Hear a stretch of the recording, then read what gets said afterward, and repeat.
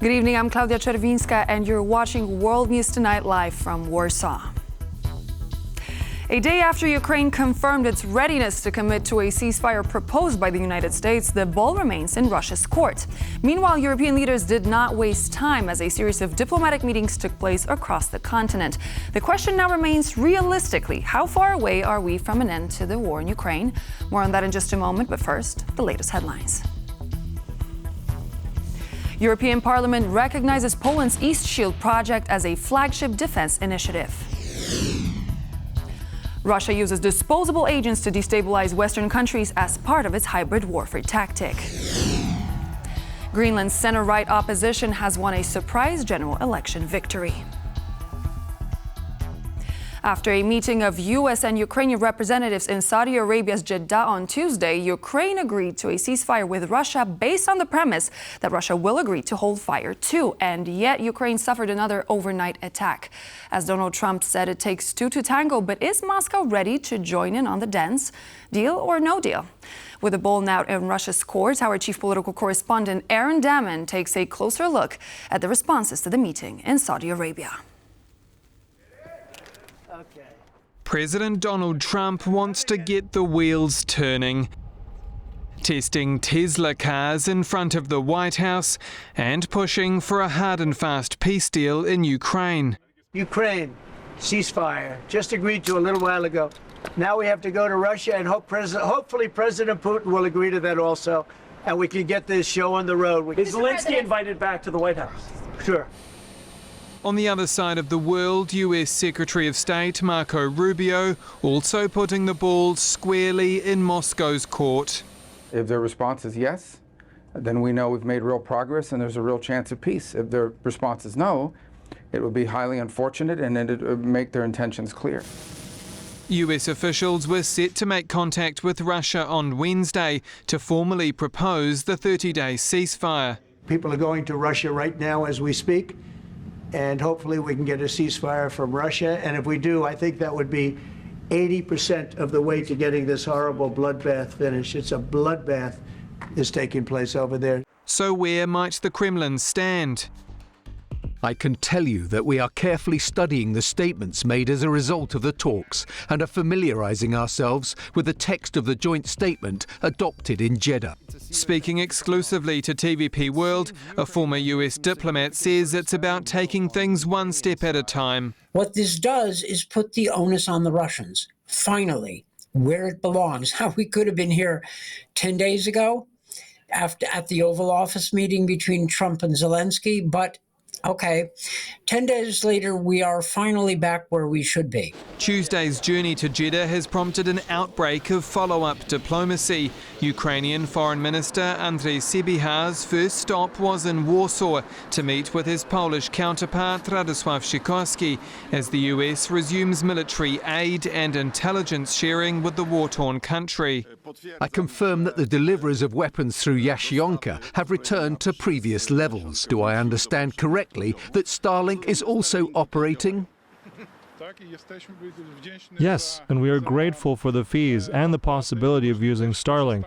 After all, Poland has spent about $200 million, and this is very important for our army.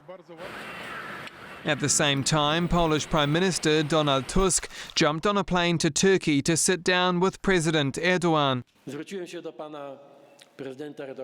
I have addressed President Erdogan with an unequivocal proposal for Turkey to take on as much responsibility as possible for the peace process, guaranteeing stability and security throughout our region.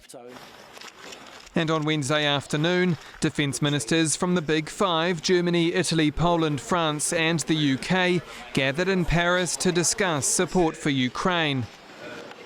It all comes as the world awaits Russia's response. Deal or no deal? Aaron Darman, TVP World. It's been a long time since we've been so united in face of a threat from the east, Polish Defense Minister Władysław Kosiniak-Kamysz said moments ago at a joint conference in Paris, stressing the common position of EU countries on defense construction.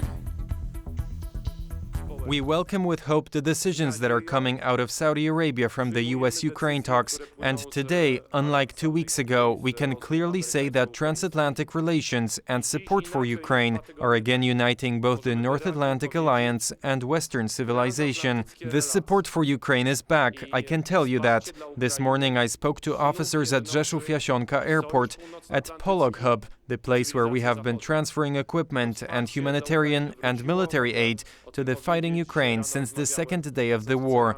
This is a very good decision. While diplomatic talks took place in Saudi Arabia, the fight on the Ukrainian front lines continued. After days of uncertainty, U.S. military and intelligence sharing was reinstated. What difference did it make for Ukrainian troops on the ground? Joining us now is our Ukraine correspondent Oz Kataji, who has more details. Good evening, Oz. So what is the situation, the military situation in Kursk, especially after the events of last night? We understand, TV World understands that Ukrainian forces have enacted a partial withdrawal from parts of Kursk.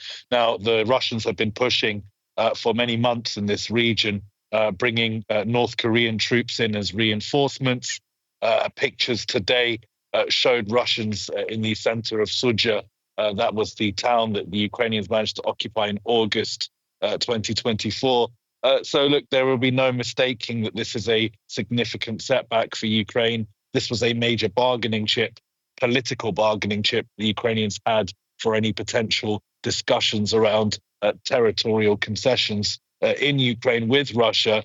They had the occupation of Kursk as a bargaining chip. It's unclear how much of Kursk Ukrainian troops are still located on, but they have enacted a partial withdrawal.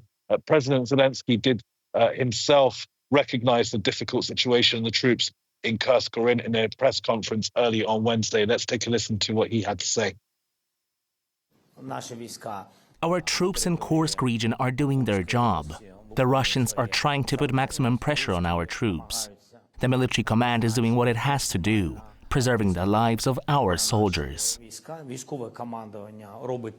So again, make no mistake, this is a setback for the Ukrainians. They have been in a difficult position in Kursk with Russians trying to cut off their supply routes from Ukraine into the Kursk Oblast for many weeks now. It seems that Russians have finally had some success in the last few days, forcing the Ukrainians to pull back to certain areas. It's unclear how the Ukrainians are going to move forward from this. Are they going to try and remain in that salient? Are they going to try and withdraw? That remains to be seen. Yet to be a significant acknowledgement from Kyiv of the scale of the withdrawal. But if that comes, we'll be bringing you the news right here on TV Live. Thank you, Oz. That was Oz Kataji reporting live from Kyiv. Remaining on the subject of security, in Strasbourg, the European Parliament has voted to recognize Poland's East Shield project as a flagship initiative which is vital for the bloc's security. The project means additional protective measures are to be constructed along the frontier borders of Poland, especially with Russia and Belarus. Our correspondent in Strasbourg, Kazimierz Łysiak, has more. It's official. Poland's East Shield has been recognized as a flagship project by the European Parliament.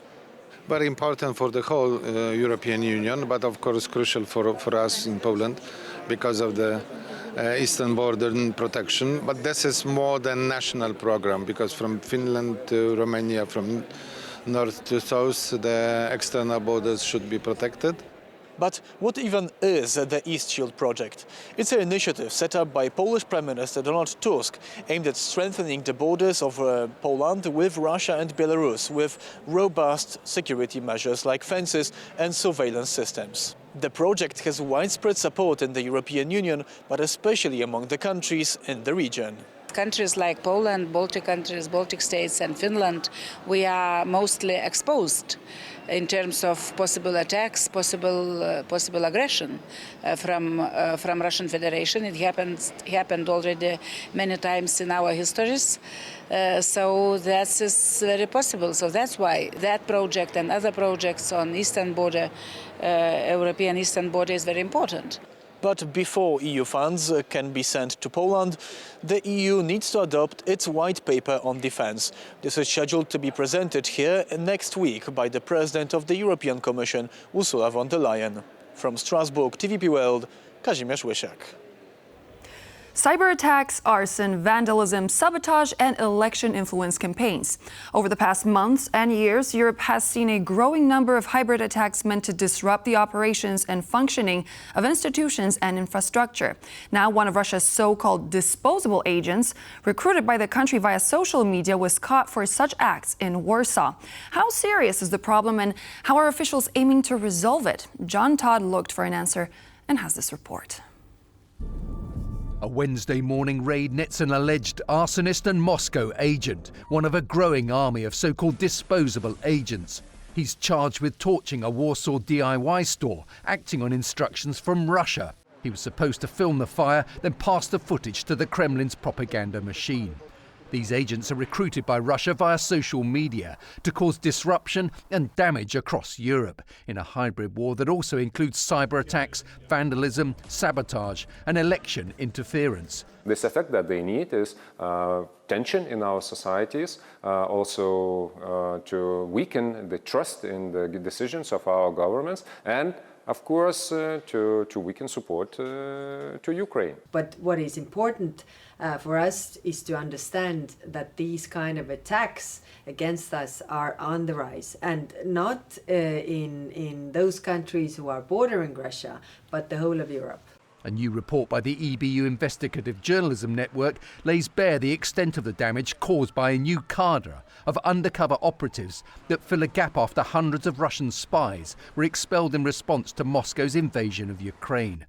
The attacks include the weaponization of migration on the EU's eastern border. Of the 80 incidents that the team investigated, more than 60 were classified as confirmed or suspected Russian hybrid actions. Following a rise in suspected cable sabotage in the Baltic Sea, regional NATO members agreed to launch the Baltic Sentry patrols. Now NATO countries are beefing up deterrence and countering destabilisation acts to hold to account those responsible. NATO's Deputy Assistant Secretary-General James Apathere told TVP World's On the Record that the alliance is preparing a framework setting out how to tackle hybrid threats that will be presented at its June summit in The Hague. We will use all the tools that we have, diplomatic, economic, military, political, including to provide asymmetric responses, to do things that the actor that attacked us doesn't like, to make it clear there's a cost, there will be pain. The challenge is enormous, but Europe and NATO are becoming better prepared to counter Moscow's malign influence. John Todd, TVP World. As Europe mulls how to shape its nuclear deterrence, Beijing is strengthening its own circle of nuclear allies. Iran and Russia are set to meet in Beijing this Friday and will likely discuss Iran's nuclear ambitions amid U.S. rejection. With joint military drills ongoing, the three nations are cementing a closer bond, a shift that's bound to worry the West. Sasha Farbach reports. In a move stirring global attention, China will welcome envoys from Russia and Iran to Beijing. As tensions simmer worldwide, the trio is set to delve into several matters behind closed doors, nuclear concerns among them. China will hold the China-Russia-Iran-Beijing meeting on the Iranian nuclear issue on March 14th. Vice Foreign Minister Mazahur will chair the meeting. Russian Deputy Foreign Minister Sergei Ryabakov and Iranian Deputy Foreign Minister Kazim Garib Abadi will come to Beijing to attend. The three parties will exchange views on the Iranian nuclear issue and other issues of common concern. Since the invasion of Ukraine, Iran and Russia have grown closer, signing a strategic cooperation treaty in January. With Beijing also in the mix, the trio is forging stronger ties across multiple fronts. Beyond nuclear issues, their collaboration is evident in joint naval drills over the next days near Oman, signaling a new phase in their alliance. There is concern, however, that Iran is moving ahead with nuclear enrichment. The head of the IAEA has voiced urgency to Iran and the world. So we need to engage as soon as possible, because time is passing. You have seen my reports on the activities in Iran. amount of enriched uranium at 60% is growing very, very fast. Donald Trump, no stranger to controversy, has faced strong rejection from Iran's president as he attempted to bring Tehran back to the negotiating table for a new nuclear deal. It is unacceptable for us that they give orders and make threats. I won't even negotiate with you. Do whatever the hell you want. The meeting in Beijing on Friday will likely raise concern in the West. As tensions rise, the topic of nuclear deterrence is on the global agenda. Russia maintains one of the largest arsenals of over 4,000 nuclear weapons, and China has increased its stockpile the most in the past years to over 400 weapons. France has Europe's sole sovereign nuclear deterrence at around 290 nuclear warheads, capable yet dwarfed by potential adversaries. As Europe scrambles to determine its own nuclear capabilities, President Macron has pitched France as an alternative to U.S. support. But in an op-ed for TVP World, experts warn of significant complications in such a plan. The French arsenal, though formidable, lacks the size and diversity needed to provide a comprehensive nuclear shield for Europe. Expanding France's deterrence posture would require not only doctrinal shifts, but also substantial investment in new delivery systems, warheads and command structures, none of which can be achieved overnight. The upcoming meeting in Beijing marks yet another step in the growing alliance of Russia, Iran and China, a move sure to capture the West's attention with rising unease. Sasha Farbach, TVP World. Vegetables, bourbon, and even motorcycles. These will be the products that will be subject to EU retaliatory tariffs, targeting €26 billion worth of American products. This comes as U.S. President Donald Trump's sweeping aluminium and steel import duties come into effect on Tuesday. So what impact will both these trade measures have on the Polish economy and the industry? Your correspondent Angela Skujins reports. The European Union has vowed to retaliate against US President Donald Trump's sweeping aluminium and metal imports, which came into effect on Tuesday. The European Commission President Ursula von der Leyen announced the suite of measures from Strasbourg in France. The first part of this proposal includes unfreezing tariffs that were suspended from 2018 and 2020. Now, the products that were targeted as part of this procedure include Harley-Davidson motorcycles to whiskey bourbon. The aim there is to target €8 billion worth of US goods. The second part of this attack from the European Union includes expanding the list of goods that would be impacted. TVP World has read the 99-page dossier of imported American objects that could be hit by tariffs. This includes makeup to handbags as well as meat. Let's take a listen to what European Commission President Ursula von der Leyen had to say regarding this announcement this morning. They are disrupting supply chains. They bring uncertainty for the economy. Jobs are at stake, prices up. Nobody needs that on both sides, neither in the European Union nor in the United States. The European Union must act to protect consumers and business. The countermeasures we take today are strong but proportionate. So what impact will these tariffs from across the Atlantic have on Central Europe as well as Poland? TVP World asked Bruegel Research Fellow Nicholas Poitas for his insight. So for most European countries, including Central Europe and Poland, the steel industry itself is not a big part of the economy. And one also has to say that trade with the US, it's not the main thing for most steel companies. So the United States, EU-US trade on steel itself is something like €8 billion. There's some steel products on top of it. But overall, the volume is not very big. We have already heard consternation from steel associations as well as liquor organisations in the EU regarding the impact of this escalating trade war. And now, while Australia says that it will not participate in the reciprocal tit-for-tat trade war, we've heard France say they want the EU to go further. Angela Skujins from Brussels for TVP World. Greenland's center-right pro-business Democratic Party secured 30% of the vote, falling short of a majority needed to govern the Arctic territory alone. To lead, the party must now form a coalition with its opponents. Sonia Gatabiszczan reports from Nuuk, Greenland's capital. The people of Greenland's self-governing territory of Denmark have spoken. They seem to prefer a slower path towards independence, and they seem to be bracing themselves against Donald Trump's interests in this Arctic island. At least that sentiment appears to be reflected in the landslide victory of the pro-business Democrat Party, which secured approximately 30% of the vote, 3 times as much compared to 2021.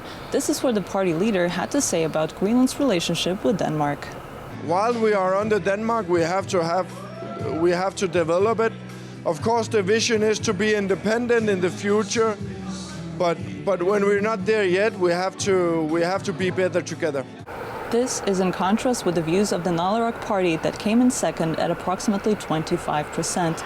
The Nalaraq Party is interested in a more swift move towards independence and generally perceives interest from Donald Trump as leverage in possible negotiations surrounding independence with Denmark. My first priority is activating our right to self-determination and becoming a sovereign state. Even in Fanker's view, the process towards independence, which requires a referendum in Greenland and subsequent approval by the Danish parliament, could take years. With approximately 1/3 of Greenland's budget dependent on subsidies from Denmark, the question of financial independence remains. This is how a representative of the Siumut party, which came in fourth, described the situation. Well, I mean, Greenland could become financially independent or independent today. It would just mean that there is a possibility that our standard of living would fall, and all polls in Greenland indicate that people do not want that. The IA party, which previously had the most seats in parliament, came in third. Despite a result that points to a decline in party's popularity, the IA's Pipalo Kulinga welcomed a high turnover. I think we should be glad and proud because of the election numbers. They are record high, and we should respect the people's wishes and work by that. Since no party secured a majority of the 31 parliamentary seats, the coalition talks are expected to take place in the coming days, and the new government is expected to outline a timeline for independence. From Nuuk, for TVP World, Sonia Gatabishchan. A 30-day-long ceasefire between Ukraine and Russia was agreed to by Ukraine. Now the ball is in Russia's court to agree and uphold the terms of ceasefire. Whether Russia will agree is another story, as yet another attack took place overnight, only hours after the meeting in Jeddah concluded. What better person to join me now in the studio is than to be Diane Francis, Senior Fellow at the Atlantic Council, to discuss the latest on the situation. Good evening and welcome to the program. Thank you. So after the talks which took place in Saudi Arabia, aid and intelligence sharing with Ukraine were reinstated by the U.S. Are U.S.-Ukraine relations back to normal? Well, yes and no. Look, they pulled a stunt to force Ukraine to drop any other mention about security guarantees at the moment, to get them to the table. And that ended up in getting them to agree to the 30-day ceasefire idea. The humiliation that Trump and Vance visited upon Zelensky, I think, is a permanent stain, certainly in the minds of many people, including Americans who didn't like that behavior, because Zelensky is a hero. And so, you know, yes, they have a working relationship, and that's really, frankly, critical for Ukraine's well-being. And so the fact that they didn't kiss and make up, but they're working together across the table is a good thing. So we've heard from Marco Rubio, who said after the meeting, I quote, "People will die in this war. They died yesterday, and sadly, unless there's a ceasefire tonight, they will die tomorrow. The president wants that to stop," end quote. In fact, after the meeting, Russia did attack overnight. So how do you think this makes President Trump look? Well, this is Putin being the tough guy. He's just sitting back and just waiting for an offer, or some concessions or conditions that he will want to attach to any agreement. He's kind of getting what he wants in a way. And the other thing that's very important to note, that I wouldn't say. I mean, Putin doesn't want peace. He started this war. He continues this war. He wants this war. It serves his purposes, and it really is. He should be vilified and not, sucked up to by the Americans to sign a deal that, between you and me, he has no inclination to honor. And seeing how the U.S. administration reinstated aid to Ukraine, a news that came with a big sigh of relief, what is your opinion on the statement the U.S. is using and sort of an all-out tactic, perhaps even a scare tactic, if we could call it this way, to get the desired results? What's your outlook on this style of, let's say, foreign diplomacy? Well, listen, I hope that the strong arming, although I didn't like it, of Ukraine and pressure on or whatever concessions I guess they've had to give Putin works. We all want this thing to stop. This is an awful war. It's all Putin's fault. He could have stopped it any time. He didn't have to start it. He wasn't attacked. And, Ukraine is just strictly the victim in all of this. So he will demand certain conditions. If he does, in fact, agree to a 30-day ceasefire. But more importantly, the Americans have to convince the world that they have in place a supervisory mechanism to ensure that this ceasefire is policed. And, that hasn't been demonstrated because the Americans don't want boots on the ground there. So I don't know what their aim is. But let's see what Putin says. And considering that one of the leaders of the decisive side in this scenario says that Russia holds all the cards, isn't this setting oneself for a failure, considering whatever's been said and done so far? I think it's reality. I think they do have all the cards. They keep shooting. They started it. They keep shooting. And until they want to stop shooting, Ukraine has to respond with military defense. So they have all the cards. On the other hand, their economy is in bad straits. They can afford this war because I hate to say it, but Europeans are still buying oil and gas, and the Chinese are giving them technology, and Iran is giving them drones. So it's tricky, and it's going to be tough. And I would hope that, and the Americans have said, if they don't sign this deal or, make some amends or something, that they will flood Ukraine with even more weapons that will be able to cause more damage to Russia and kill more Russians. And they would increase the sanctions on Russia. Which takes me to my next question, because U.S. President said that, I quote, "It takes two to tango." Mr. Trump claims that if Russia is not going to abide by the ceasefire, by the rules of ceasefire, he's ready to impose sanctions on Russia. At long last, do you think he would be willing to do it? And if so, what kind of sanctions would we be looking at, and what kind of an effect would they have, and any active power? Well, no, he must now. He already has huge sanctions on Russia. He's talking about doubling them and tripling them. If Putin just turns it down, spurns it, or fools around, or signs it and then breaks the deal, then he's going to get the wrath of Trump. I mean, this would be a huge loss of face for Trump, who's trying to make a deal between these two countries.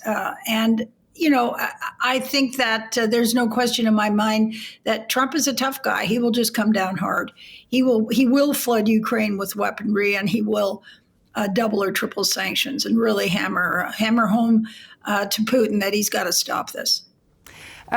We've heard from Marco Rubio. He suggested that for a ceasefire to be reached, Ukraine would have to give up some land lost past 2014. Do you think that Ukraine at any point will agree to bring this war to an end by actually giving up territory? They've agreed to sign the 30-day ceasefire, and the territorial issues will be part of the talks that a ceasefire hopefully will begin. And I'm afraid they're going to have to swallow hard on this one, because the Russians are unrelenting, and I think it's unjust. I think it's wrong. But where was the world in 2014 when they grabbed the Donbass and part of Luhansk and Crimea. I mean, the world did nothing. So it's really, and where was Britain and the United States, who signed the Budapest Memorandum that said that no one could breach the borders of Ukraine without, them getting involved? They did nothing. So, I think that the West has rallied around Ukraine, and I think we all admire it, but I don't want to be the one to say they should give up territory. That's up to them. Thank you, Diane Francis, Senior Fellow at the Atlantic Council. It was a pleasure to have you on the show. Thank you. And so this would be all for now here on World News Tonight, but please do stay tuned. We're back in just a moment here on TVP World with more news and features. I'll see you there.